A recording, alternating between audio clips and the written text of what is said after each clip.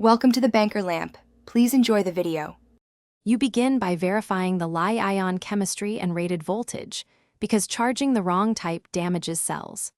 Once confirmed, connect the battery to a dedicated charger or battery management system set to the battery's specified voltage and current.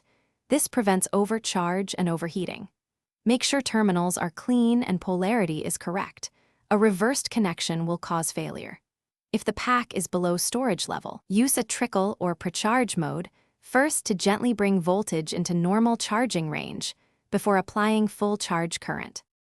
Once charging starts, monitor both voltage and current because Li-ion cells charge in stages, constant current then constant voltage. Keep the current within manufacturer limits, commonly 0. 5C to 1C, so cells don't degrade prematurely.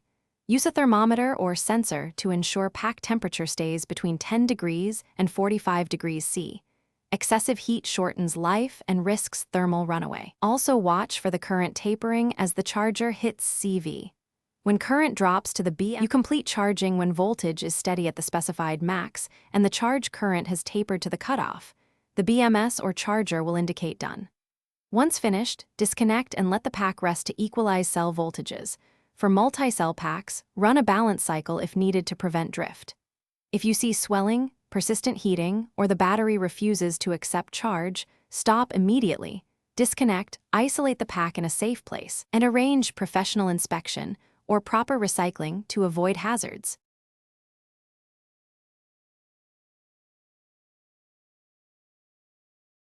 Thanks for watching. If this was helpful, leave a like and consider subscribing. See you next time.